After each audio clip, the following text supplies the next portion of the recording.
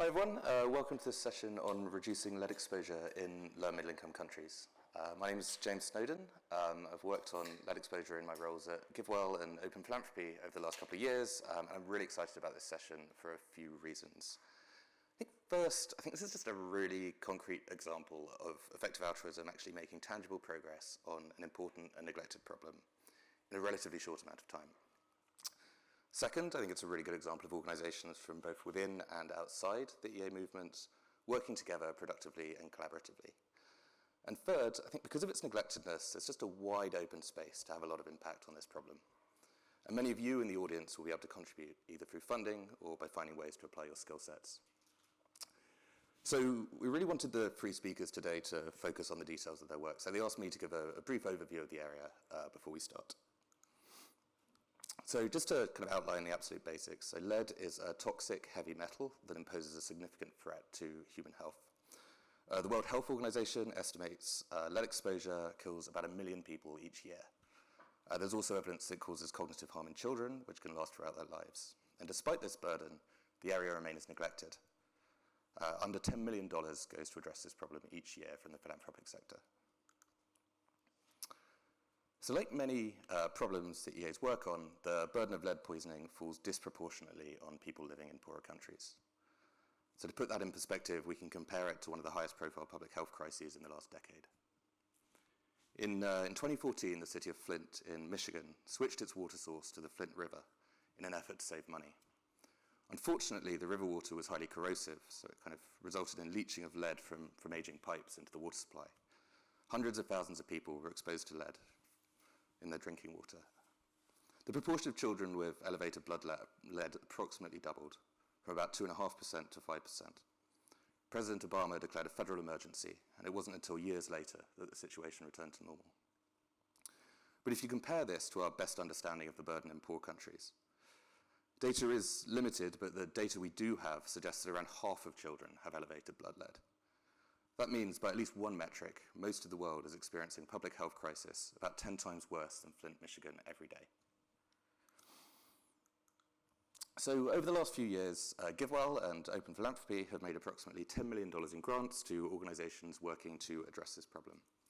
And I'm delighted to have them here today to talk about their work. First, we'll hear from Drew McCartor. Drew is the Executive Director of Pure Earth, and he's going to talk about the work they're doing to work out what's actually causing lead exposure, as well as the progress they've made in eliminating lead from contaminated spices. Drew is a lawyer and a recognized leader in the environmental health community who's been working on this issue for over 14 years. Then we'll hear from Lucia Coulter. Lucia is the co-founder and co-executive director of LEEP. She's going to talk about LEEP's work to end the availability of lead paint. LEEP was founded through the Charity Entrepreneurship incubation program and in less than 3 years has expanded to over 16 countries. Lucia is also a Schmidt Futures Innovation Fellow and a medical doctor. And finally, we'll hear from Rachel Silverman-Bonnifield. Rachel's a senior fellow at the Center for Global Development, where she's spearheading their work to reduce lead exposure, to push lead exposure up the global agenda. Rachel has a lot of experience in policy and covers a lot of different areas, so we're very grateful for her work on lead exposure. Great. So, Drew, why don't you take us away? Sure thing. There you go. Thanks, James, and hi, everyone. This is actually my first EA event, and I just want to say thanks for inviting us. It's been absolutely wonderful so far. When James says that we represent organizations both inside and outside of the EA movement, I'm representing one of the outside. So we've only been aware of EA for maybe 3 years now, but the principles are very attractive to us and we've embraced a lot of them, and we're now in a steep learning curve trying to improve our own kind of impact analysis and embody these principles. So who are we? We're a nonprofit based with a headquarters in New York and 7 offices around the world. We were founded by my colleague Richard Fuller in 1999, and for the last 24 years, we've been working to reduce the health impacts on children in low and middle income countries from toxic chemicals. But about 3 years ago, we kind of evaluated our work and we decided, rather than work on a big basket of chemicals, we're just going to work on lead and mercury. Because we think there's enough evidence to suggest that lead is actually the most damaging chemical in terms of human health by a wide margin, and mercury is probably second. So that's what we're doing these days. Let's see here. We hope that you leave this session with an increased interest in lead and lead exposure and lead poisoning.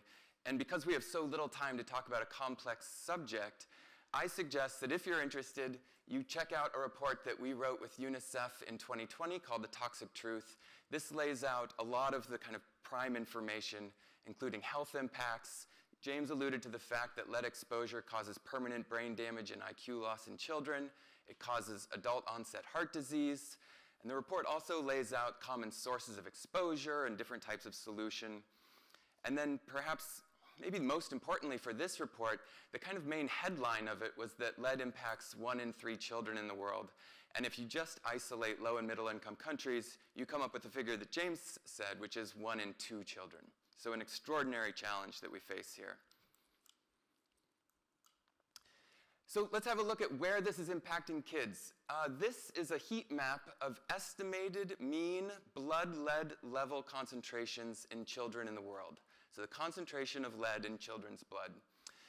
This is estimates based on not enough data. So a lot of these country estimates are modeled, not based on studies in those countries, but it gives you a good sense of where the impacts are greatest. And indeed, India, one of the darkest red countries here, likely holds about 1/3 of the world's lead-poisoned children, or 1/3 of them live in India, rather. Come on. Okay, so what's driving exposures? What are the sources here?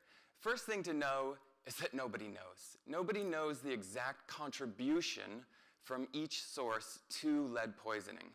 And indeed, asking that question at a global scale might not even be that relevant because it actually changes quite a bit from country to country.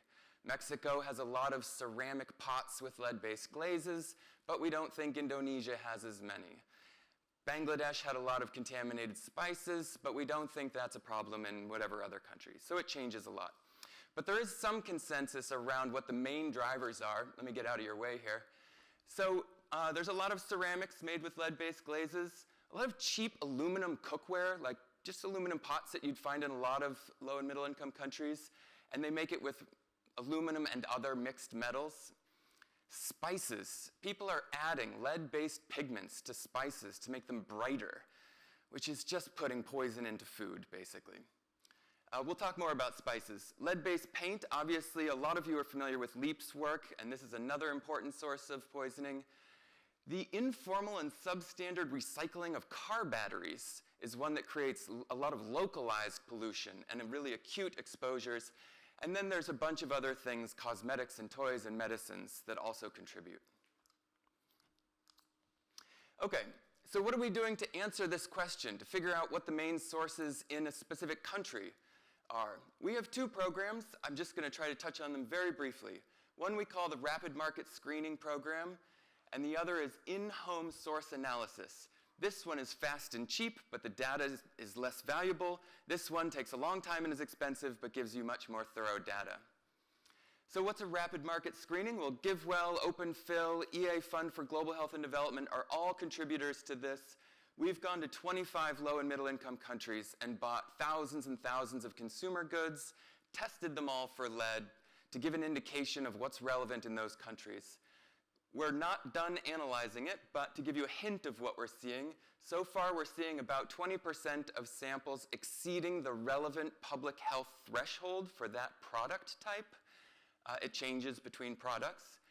And we also noticed that Central Asia, which we didn't think would be a hotspot for this, might indeed be. But we're going to put out a report with all of our findings in Q3 of this year.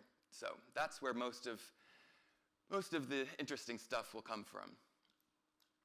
So what's an in-home source analysis? Well, in 7 countries, we are testing children's blood to find the concentration of lead in it. And we always couple that by going into the homes of a subset of lead-poisoned kids and non-lead-poisoned kids and testing all of the goods and environmental media in their home to try to establish correlations between the presence of certain products and lead-poisoned kids. And this is important to do in each country because, as I said, the sources change from country to country. What's remarkable is actually how little blood testing is done in low and middle income countries. We're doing 7 right now. That probably brings the total of big studies in low and middle income countries up to maybe a dozen or so in human history. So a remarkable lack of data. Okay, so what kind of interventions do we run? Just very briefly, surveillance means testing kids' blood. Incredibly important to understand the prevalence and severity of lead poisoning in that place. Lots of research opportunities here, and I won't even try to lay them out. There's just more unknowns than knowns, really. Policy and regulation, we find that's really important for products containing lead. And then advocacy, healthcare capacity building, and direct exposure reduction by, for example, working with potters to do lead-free pottery, cleaning up contaminated sites, working with industries to improve practices, etc. Okay, come on. Okay, 2 quick case studies. Spices. About 3-4 years ago, Stanford, a Bangladeshi health institute called ICDDRB, and the government of Bangladesh collaborated to test pregnant women's blood, figure out what was poisoning them. Turned out it was turmeric in Bangladesh. They compared the isotopes of lead in the body to the isotopes of lead in different sources. It was turmeric. They organized a big program to do supply chain tracking, work with producers, tell them the damage they were causing. The government did regulatory enforcement. And before the project started, 20% of the turmeric samples they tested exceeded the relevant threshold for lead concentrations. After the project, it was 0.5%. And now critically, they measured the blood lead levels of those women before the project and after, and based on preliminary, unpublished data, please don't cite this, it looks like the median decrease in the women's blood lead level was 37%, and among the women in the 90th percentile, the decrease was 66%. But this will be published by Stanford, and that's the final result that we should all look at. We loved this program at Pure Earth, and we just copied it, and we did it in Georgia that also had a spice problem. Same basic intervention methodology. Before we started, the mean lead level in spices in the most affected region was about 360 parts per million. Today it looks like it's about 4 parts per million. One challenge in this project is that we've run out of money to do the follow-up blood lead testing, so if any of you are funders, hint. So anyway, the point is that spice interventions appear to be very high impact interventions. The World Bank is interested in the cost effectiveness of different types of lead interventions, and we've been giving them data to try to come up with the ROI. So these are just different types of interventions. Contaminated sites, which we used to do a lot of, appear to have a positive ROI, but the lowest. And then for pottery and paint and spices, I would take these all with a grain of salt. I think the conclusion is that for each of these interventions, it appears that there are really attractive ROIs, basically. Because these are products that lend themselves to regulatory interventions that impact huge amounts of people. And I'll stop there.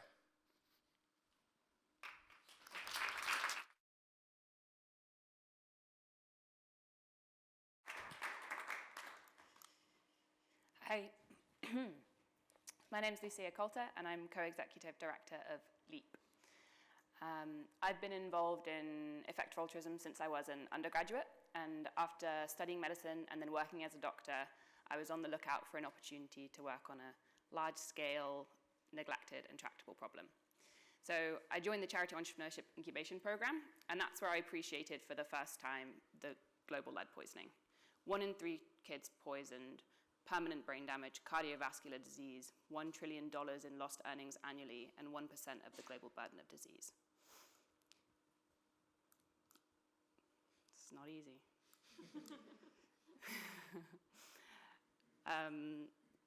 And it seemed like an important opportunity. So I paired up with my co-founder, Jack, and with the support of the Charity Entrepreneurship Incubation Program, we started LEEP. We decided to focus on lead paint as an extremely widespread and unusually tractable source of exposure. High-income countries like the UK banned lead paint over half a century ago, but in most low and middle-income countries, it's still being sold for home use.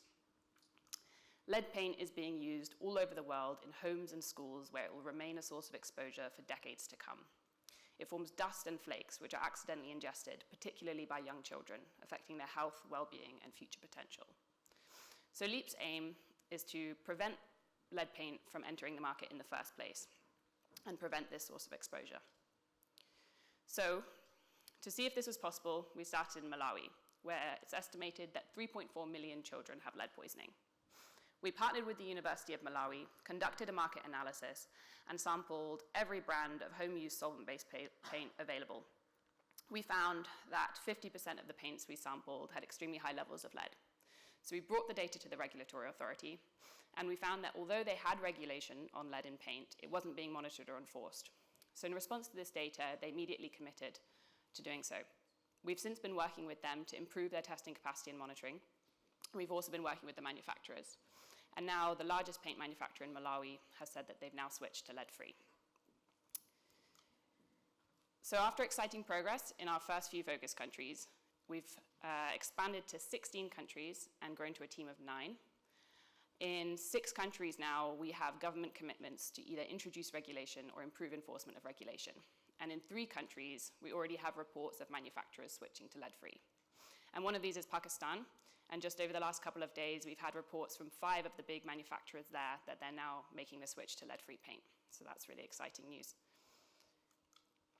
And all of our paint programs more or less follow the same 5-step approach. So step 1 is first we identify and engage with the relevant government authority. We offer our support, and we usually sign an agreement laying out how we'll work together. This is some pictures from our partners in Ghana, Pakistan, Sierra Leone, and Rwanda.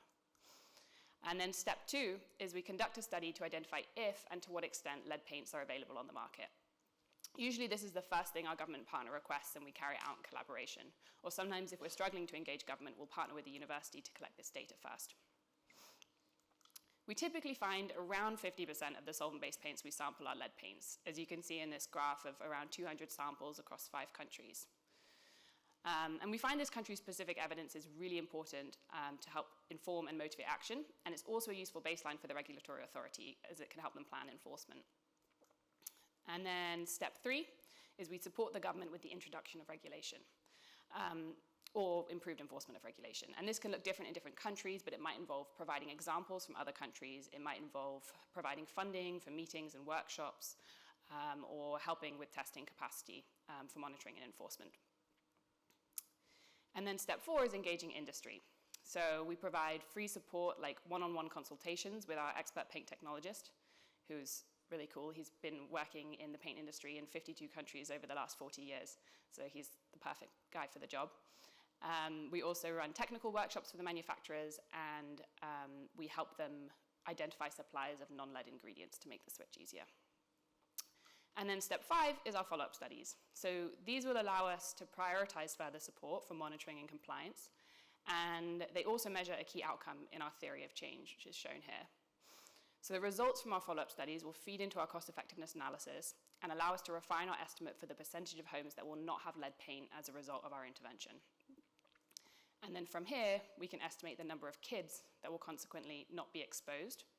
And from there, we can estimate the health and economic benefits over time. So those are our paint programs. Preliminary estimates for impact and cost effectiveness are looking very promising. Founders Pledge estimates that we can avert a child's lead exposure for $1 per child in expectation. And our preliminary estimates are suggesting around $20 per DALI equivalent averted, with around 80% of that benefit coming from increased earnings.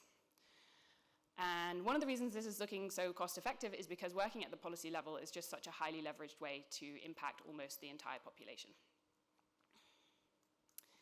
And now that we have these programs running in 16 countries, we expect them to impact millions of children, but there are many, many more countries to go. This map doesn't even show the whole world.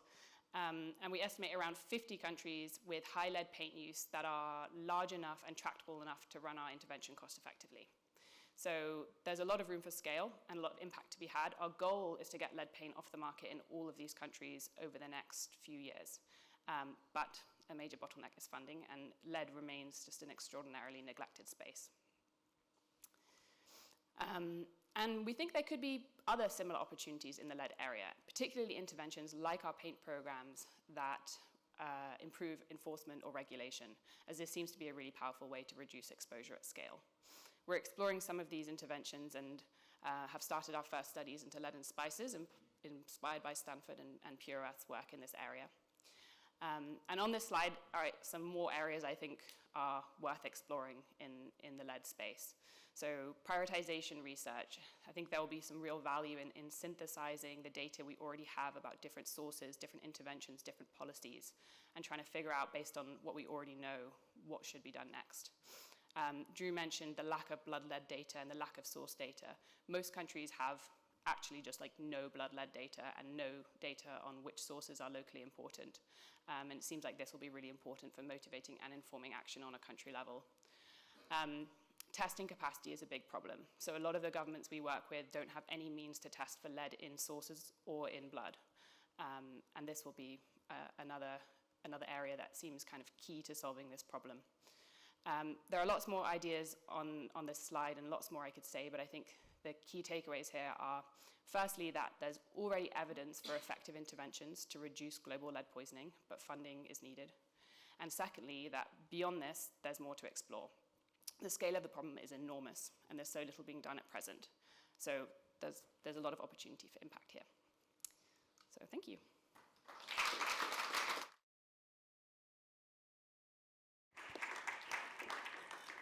All right, now I get to experiment with the button. It really is.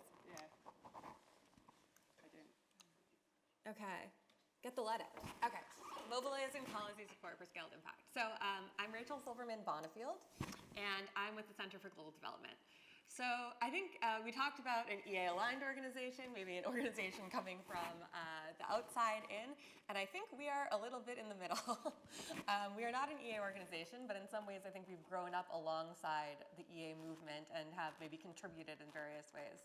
So we call ourselves a think and do tank for global development, and we cover a large range of issue areas. I primarily work in global health policy, but we have done quite a lot of work on migration, debt relief, development finance, how the multilateral development banks work and how they can be more effective, aid effectiveness in general. So we cover a lot of different areas. And I would say we have quite high evidentiary and cost effectiveness standards. And this is why I say we have sort of grown up alongside the effective altruism movement, because a lot of what we have done and sort of where we have I think had impact in directing the conversation is around getting some of these conversations about cost effectiveness, about value for money, about rigorous impact evaluation, and being very serious about measuring what works and not overstating impact and understanding the opportunity cost of money. So these are just a couple of examples over the years, but there are many, many more where this is the case. And I will draw your attention to, this really messes up your flow. Come on. This is actually a 2012 report, and this is, our chapter 3 was written by Toby Ord. So over a decade ago, I think during the very early days of effective altruism, we were talking about cost effectiveness and the moral perspective in the context of prioritizing health. And this was a time when this really was not accepted in the mainstream. So again, I would not say we're an EA org, but there's definitely some overlap. So with all that said, how did we come to lead poisoning? Like I said, we are a global development organization. We care about issues that affect global development writ large. And in conversations with some colleagues and building off the terrific Toxic Truth report that Drew was talking about earlier, we saw just some of these statistics about how widespread a problem this was, about how this was impacting education outcomes, which is one of the programs, about how this was a health challenge, which is what I personally have worked on for most of my career, and also just an overall growth and poverty challenge. And we really came to the conclusion that assuming the evidence we were seeing was even kind of within an order of magnitude correct, this really was a major core development challenge and deserved to be elevated on the agenda in such a way so that it wasn't just groups like Pure Earth and LEEP doing terrific individual work at the ground level and at the policy level in countries, but that it was something we could pull the big institutional funders and the big institutional organizations into and scale the funding and scale the impact. So that was sort of our goal of getting this to be a kind of more mainstream development issue. And I'd say there's, broadly speaking, kind of two theories of policy change you can have here. One is the targeted change. And I would say this would be, say, the lead paint enforcement, right? There's a very specific regulation and enforcement challenge. And you can go in and you can identify the specific government agency that has responsibility for that. And either they will or will not change and enforce the policy. You can kind of measure that after the fact and say exactly what you did and measure what happened. And then there's the theory of policy change that I would call the, come on. They really won't. Either the throwing spaghetti at the wall or snowball effect, which is you're kind of trying a lot of things and seeing what sticks and where you can get momentum and opportunities, because as both the previous speakers have said, there's a lot to do here. There's a lot of sort of untapped opportunity. So it's not just one thing, right? I mean, you can pick any number of things and have a great impact, but you can also just see where you get traction and follow those threads. And that's a little bit what we've been doing. So we have a model called a working group. And this is something we've done for many different issue areas. And the idea is you convene a group for a limited period of time around a specific challenge or problem statement. So we've done working groups on priority setting and value for money in health and making markets for vaccines and all sorts of different issues over the years. And we decided that lead poisoning would be quite a good issue area for this. And part of the theory of change is that you're bringing together kind of experts from different perspectives, from economics, from medicine, from public health, and you're bringing them together with people who actually know nothing about lead poisoning, but are in interesting positions, right? They're the chief economist of the Asian Development Bank. They are the head of education at USAID. And by virtue of bringing them together, we're expanding the audience of people who are part of this community, who care about it, and then they can maybe go off and evangelize and make impact in their own organizations. So to give a kind of an example of how this works, so two of the organizations that are in some capacity represented on our working group are USAID and the United States Environmental Protection Agency. USAID was not really doing any work on this previously. The EPA was doing some. And through this, we have already kind of engaged the G7 process, the CDC. We've heard Samantha Power, who's the head of USAID, is like keen on the issue now, and part of that's kind of via our working group. To some extent, we've had the ability to get to the White House. I'm not claiming that all of these people are like totally sold and totally all in, but the point is that you start with your working group members and you build outwards, right? And you get a bigger and bigger audience and group of people who care about this issue and are engaged. And on the other side, I said we had the chief economist of the Asian Development Bank. We had UNICEF represented on the working group, and we had something called the Pala India Foundation. And through them, we decided, you know what? We should start engaging the government of India more. And we have enough inroads in India to do this quite effectively. And so just last month, we held a workshop in India where we had the Secretary of Health, who we reached by virtue of our contacts at the Pala India Foundation, saying, okay, tell us what to do. We want to do something at scale. What do we do? And now it's up to us to think, okay, how do we snowball this even further? How do we get this on the G20 agenda of India? How do we get this to Modi's office so this becomes national policy? How do we then get it out to every Indian state such that everybody is adding to the mix?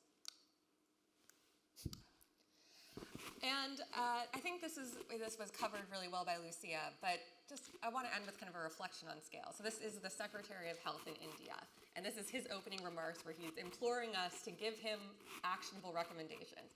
And he's saying, in India, until and unless you talk about speed and scale, nothing will ever make any sense. Because you may do a very good pilot, but pilots at the end of the day are totally irrelevant. If you have to address a public health problem, it has to be at scale. And policy interventions, these are such highly leveraged opportunities to get these results at scale. It is a different order of magnitude than what any individual organization can do as a direct service provider. This is the way you get to 1.4 billion people. And just bringing it all together, so this is that's myself at the end, that's the secretary, that's our colleague at Pala India Foundation, and that's the chief economist of the World Bank. And this is our workshop in India where we've kind of all moved together with all these other partners who have been part of our working group process to make this happen in India. And that's just one of several open threads. So just a few lessons for effective altruists from someone who is, I'd say, EA adjacent. True scale comes via policy most of the time. And there's absolutely a place for direct action, but there's a way to combine direct action with high-level policy and advocacy mobilization to maximize impact. And I think that's really the path towards impact at scale. And these pathways of impact, they're not always linear, they're not always perfectly predictable. You can't always totally outline your theory of change in advance, but you have to be opportunistic and adaptable and see the opportunities where they arise and know and be willing to kind of pounce on them. You absolutely need to demand rigorous evidence, but try to avoid evidence paralysis. At some point, you have to decide you have enough to go on, and where that point should be, I think we can have like a discussion about, but you'd want to avoid just getting in a death trap of not doing anything because you don't ever have enough evidence. And this final point I do really want to emphasize. For these policy problems, institution and brand names matter, even when they're slow and frustrating. And I count myself among that. No one cares what Rachel Silverman-Bonnifield has to say. They do have to care what the Center for Global Development has to say. And that gives you a lot of leverage to go forward. So I think people often think, these are not the best ways towards impact to work with these big organizations.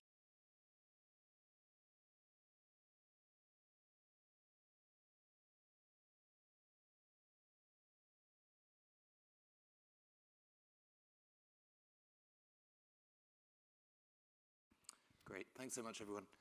I'd encourage anyone who hasn't already to get out your phone and go to Swapcard, and then you can add questions in the kind of chat for this event. And they're coming here and upvote questions as well. The first question we have this is probably a good one for you, Drew. It's from Tyler. Why do you think lead wasn't a focus area for philanthropists sooner? And what can we learn more generally from that? Yeah, it's a good question. One of the challenges we face is that a lead-poisoned child doesn't present as lead poisoned, even to a reasonably well-trained doctor. It can be tough to diagnose. It's not something that lends itself to taking pictures and showing the impact via photography or video. It's hard for a clinician to even detect without a blood draw. So without a lot of data and without a compelling imagery, it's just tough to know that it's happening out there. And that's one of the challenges. And then the other is, of course, we've all touched on the lack of data. There's more low and middle income countries where no blood tests have been conducted than there are where one has been conducted. So that's my concise answer. Yeah. Do you have anything to add to that, Lucia or Rachel? I think that's right. I think the fact that you can't clinically see it, it can be invisible. And I think one thing that's just become obvious to me, and this is just building off what Drew said, no one knows. Truly no one knows. You talk to people about lead poisoning and they're like, oh yeah, Flint, Michigan. That's an America problem. That's an America inner city problem. Oh yeah, lead poisoning. We banned leaded petrol. It's okay, we already did that. Nobody knows. If you're not measuring, if you're not paying attention, and this is a subclinical illness for the most part, you don't see it. And it's easier to ignore it than to start standing up the systems to address it. And I'd add, kind of from my perspective as a funder, it's such a kind of silly reason, but I think the way we kind of carve up the world and look at the world kind of determines how we prioritize. And generally, the global burden of disease, which is this kind of big study of the burden of different diseases, tends to focus on causes of death. So it kind of cuts the world up in like malaria and HIV, and so those are the kind of areas that we think about when we're thinking about what to invest in. And it's only kind of recently, I think, maybe in the last 5 years or so, that they started thinking about lead as a kind of cause area. And so that just kind of popped out as something that we could then compare to other areas. We've got a question for Lucia from Tom. Lucia, you seem to have had a lot of success with convincing manufacturers to change to lead-free paint. Other harmful product industries seem far harder to make change or regulate away from population harm, so like the tobacco industry, for example. What lessons have you learnt on engaging manufacturers, or have you been lucky that it's an easy switch to lead-free paint? Yeah, so I think there are a few things that make it quite tractable, getting manufacturers to switch. So the first thing to say is that it seems like regulation, or at least incoming regulation, that they actually believe will be enforced is necessary in most cases before they'll make the switch. But not always sufficient. So there are many countries where there is regulation in place, but it's maybe not being enforced well enough, and so they're still putting lead in the paint. When we approach manufacturers, usually they are they talk about some of the costs of it, but the costs are not huge. It's not a necessary ingredient.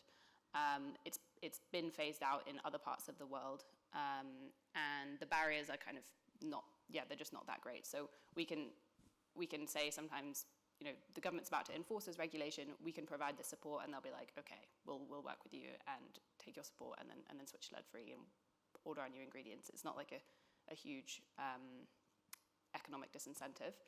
And also, can be reputationally quite damaging. So if they are a brand with like a reputation for high quality, then it could be a priority for that reason. Yeah. Thanks, Lucia. I guess a question for all of you. What do you see as the kind of upcoming challenges in the lead exposure space, or relatedly, kind of what are the bottlenecks to making more progress? We don't have enough bodies to throw it at either. Yeah. I mean, it's one of these kind of good problems to have, but it's still a problem, which is that there's so many opportunities. And I think the three of us are just running around like chickens with our heads cut off, like trying to find them or to take advantage of them.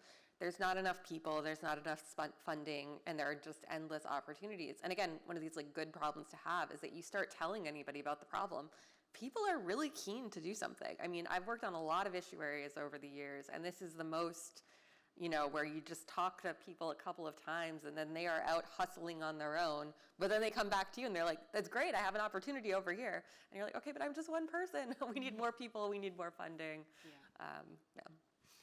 Can I add something? There are other organizations that work on this, but you're looking at a non-trivial percentage of all of the organizations doing international work on lead. Yeah, so I think, one of the bottlenecks is getting the kind of resources and attention to be proportionate to the scale of the problem. From the kind of LMIC government perspective, because I think probably most of the solution will be low middle income country governments being able to regulate their sources of exposure. And I think from that perspective, the bottlenecks are awareness as well. There's like very low baseline awareness. Country-specific data can be important. So in the case of lead paint, there are very few countries that have or will implement regulation without having some data that there's actually lead in paint in the country. Testing capacity is a barrier as well for low middle income country governments. It's very hard to introduce or implement a regulation if they have no means to enforce it. And funding for their kind of processes to kind of have the meetings they need, to get people on board to do it, to raise the awareness within their own governments, and to also bring industry along. Often low middle income country governments, we find, are reluctant to introduce a regulation if industry aren't being brought along, and that takes some resource as well. Yep. Can I add one more thought there? There's also this kind of circular logic that happens. We've experienced that, so low and middle income country governments, like all governments, will act most profoundly when they're acting on their own data. So that means testing their own kids. But to convince them to test their own kids, you need to present them with data, but they're skeptical of outside data. So you're just stuck in this logic circle of how do you get them to want to test their own kids? Yeah, interesting. A pointed question from Fiona for me. What can open philanthropy do to help relieve the funding bottlenecks described by Pure Earth and LEEP? Seems like there's a lot of low-hanging fruit that could be accessed with the next, say, $10 million. It's a good question. So we hope to be launching a program to add more funding to the space, and we'll have a better read on that, I think, in the next few months. I would say, I think it's important to know that we are not in the funding situation that we were in a year ago as a community, and open philanthropy does not have this covered. Like, even if we do launch a program, there is no way we will be able to cover the need, and we think there are really promising funding opportunities that we won't be able to fund. So I do think this is an area where individual philanthropists and other major donors could really make a difference. And if you know any, I would be happy to chat with them, as would anyone on this panel. A question from Max. Are there high-income country development agencies that are working on lead poisoning? And if so, what approaches are they taking? Maybe Rachel? Yeah, I can take this one. So we did for the G7, we did kind of a scoping report where we basically looked at what the G7 countries, and if you don't know, that's the US, Canada, UK, Germany, Italy, France, and Japan. And collectively, and then kind of the European Commission gets sort of lumped in there as well. Collectively, this is quite a big portion of the overall kind of overseas development assistance that is out there. And we basically did this scoping exercise to just say, okay, what is everything these countries are doing on lead poisoning? And the answer is very, very little. There are some one-off initiatives here and there. Tends to fall into kind of like chemicals management work. It tends not to be very core to kind of the global health and development sectors. It's more in this like technical cooperation. There has been like an alliance to eliminate lead paint. That's been somewhat interesting, but I think not necessarily at the scale you would want to see. We are trying to get some more traction in the aid agencies, and we've been working with USAID a bit. They have a bit of funding to do lead poisoning now from like a line item. And we've also been engaging kind of with their education program and some of these questions about like school feeding, like are there safe pots being used in school feeding, or is that actually potentially like a path of lead exposure? But it's still, I think, early days in trying to get traction and kind of meaningful action from high-income aid agencies on this. One anecdote from 24 years of chasing bilateral development funding, we have always had to try to squeeze into some other pillar of funding, like urban sustainability or child and maternal health or education, and just try to convince them that, oh yeah, lead fits in here, it's going to be fine. Yeah, and just on that note, I mean, one of the weird challenges about this is it is a multisectoral or cross-sectoral issue. So it's kind of everyone's business and no one's business. Very easy for it just to fall through the cracks and say, yeah, that's interesting, but it's not what we do. Question for everyone. From Morgan, I'm curious to hear your thoughts on how to evaluate activities such as the working group model and policy action. How do we know it's working? How do we reliably know what the additional contribution of an activity was to the outcome? I guess that's a me question. Yeah, it's a good question, and I'm not sure there's like a perfect answer to it. So actually, OpenPhil has partnered with my organization to look, and this is public online. There are 5 case studies that sort of, I guess, consultants hired by Open Philanthropy did kind of looking and tracing, trying to trace through our impact on various kind of outcomes. But it's a little bit hard to say, and often the pathways to impact, they're nonlinear. They are over pretty long time horizons, and the mechanisms are they're subtle or at least arguable, right? It's like changing the conversation. We started introducing these ideas of cost effectiveness. Can you chart a literal linear path from that to the health technology agencies that certain countries have established? Sort of. Can you say with any reliability what your contribution to that is? It's tough, right? I mean, and I think we are people who demand rigorous evidence, and yet this is a challenge of working in the policy space, that it's really, really tough to back out. And I think the best you can do is make some, defensible guesstimates and be transparent about the assumptions you're making. And I would just kind of reinforce that from the funding side. I think, I was at GiveWell for about 5 years, and most of the work I did was on very direct interventions, like bed net distribution or deworming tablets. And you kind of have this linear theory of change. You can build a model. There's uncertainty, but at least you kind of know what you're trying to model almost. And in areas like this, it's just much more complex, right? There are like causal arrows going in different directions. It's really hard, and you kind of I think it does require a different attitude. You're not trying to build the single model of truth. You're not trying to treat a spreadsheet like an oracle. You're kind of using the spreadsheet to kind of play with your own intuitions and moving things up and down and being like, okay, what if it was that? What if it was that? It's just a kind of much messier kind of thought process than you would see in kind of typical GiveWell work, for example.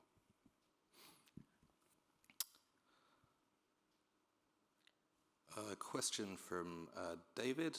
Have you done much on engaging academics to help with research? Have there been any difficulties with this?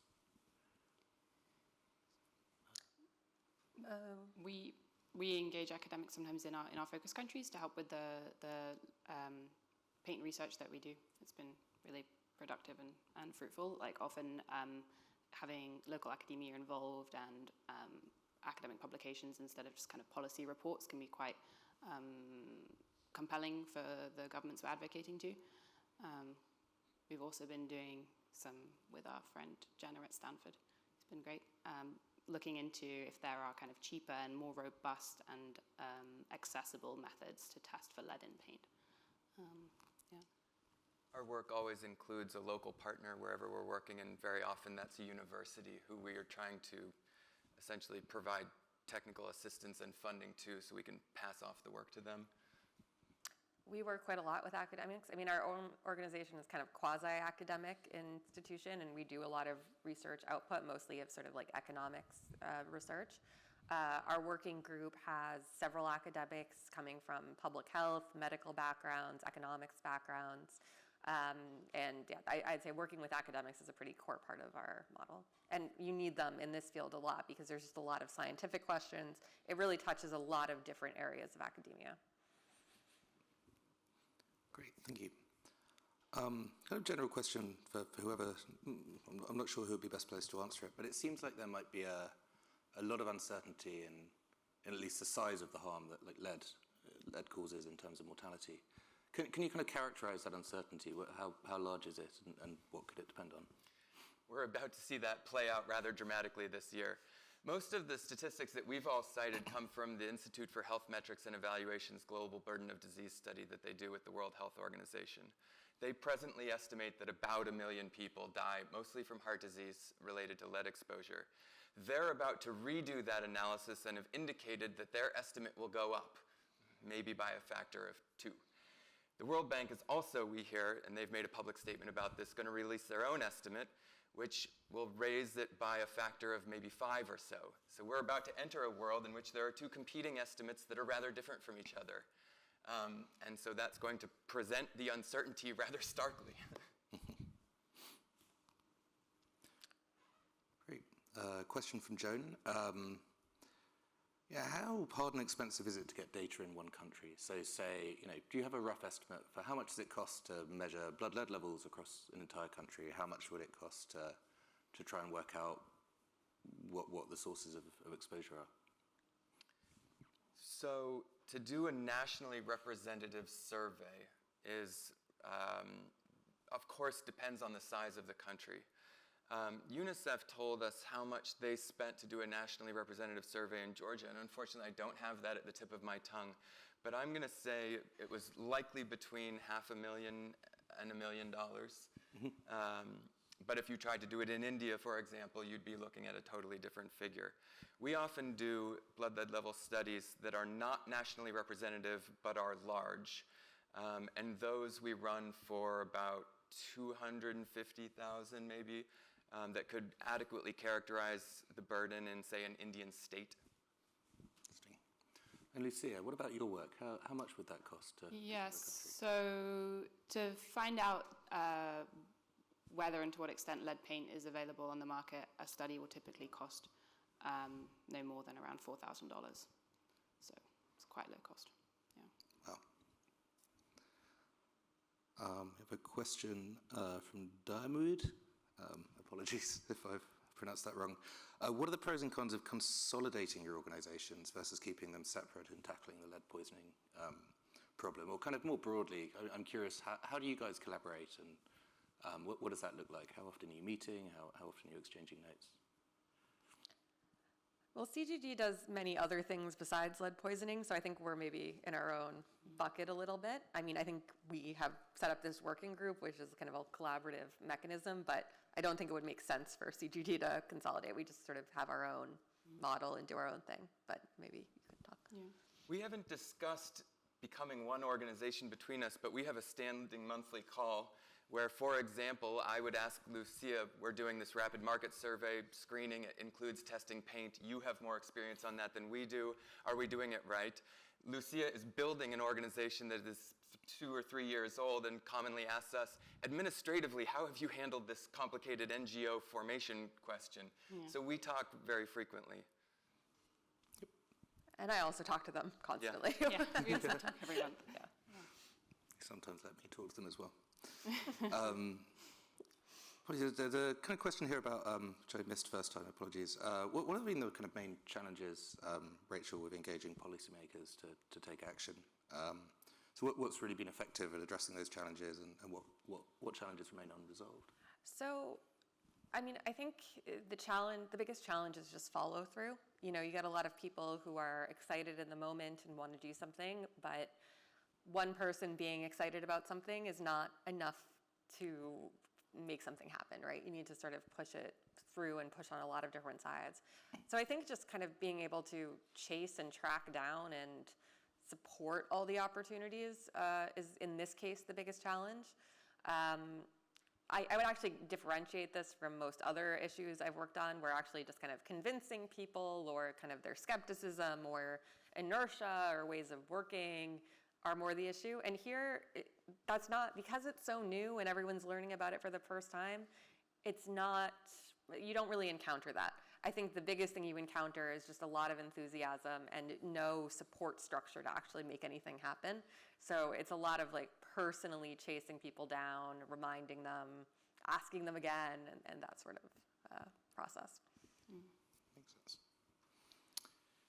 Yeah, so I'm curious, question for all of you, do you have any advice for the people in this room who might want to contribute to this problem? What should they do? Georgia blood lead study. How much would it cost? 170. Right. No, there's so many different ways to engage. I had a slide on different kind of intervention, and one of them just said research, and there's a whole world inside just that one bullet that's possible for a research-oriented organization. There's equally as many policy, different types of activities. In-country studying of blood lead levels and sources is super valuable, and we haven't done enough of it. Every conceivable way to engage in this would be valuable. Yeah, like starting with just like talking, tweeting about it, tell your friends, like people are really interested when you start talking about it. Like I even that just basic thing, like read the Toxic Truth Report and then talk about it at a cocktail party. Like I'm a lot of fun at cocktail parties, you can imagine, but you'd be surprised like how good like a party topic this is, like how interested just normal people are who don't necessarily, there's so much that you can do in small and big ways. There's just truly like endless opportunities here.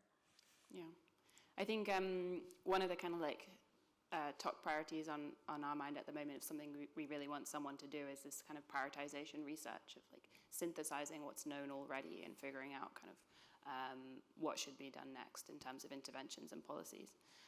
But beyond that, and beyond kind of what others have mentioned as well, there's also like a technology innovation gap here. There's a real need for kind of cheap and robust, like point-of-care blood lead testing technologies, and same for source testing. And I think it shouldn't be that technologically complex. It should be very doable. I think there's just a real lack of innovation, and probably some of these other problems can be solved with innovation, new technology as well. Yeah. Maybe the subject of a challenge grant or something like that. Yeah, or advanced market commitment. I mean, part of the problem is there's no market for it, right? So it's kind of the same death spiral Drew described earlier. Like, it's too expensive for it to be integrated into regular care, and because no one's buying it, people think there's no market for it, right? So you kind of need to create the market and start a more virtuous cycle going. Final question. Are any of your organizations hiring at the moment, or is the main bottleneck funding? To work on lead exposure specifically? We will likely soon be hiring for a researcher role, and that role would involve kind of being our technical expert on lead exposure research, being responsible for cost effectiveness analysis and monitoring and evaluation, and also hopefully doing some of this prioritization work that we've just been talking about. Yeah. I believe we're hiring for 2 roles, but my colleagues are going to kill me for forgetting exactly what they are. PureEarth.org, you can find what we're hiring for. We are not currently hiring. If we get more funding, I would love to hire kind of like a full-time program coordinator type person on this to help chase down some of these opportunities, because I really can't do it on my own. But currently we are not doing that. But hopefully at some point in the future we will. Wonderful. Drew, Lucia, Rachel, thanks so much. Really appreciate you taking the time to share your knowledge with us. All of us will be staying around about this area for office hours now, so if you have any other questions, please just stick around and we'll be happy to chat. Thank you so much. Thank you.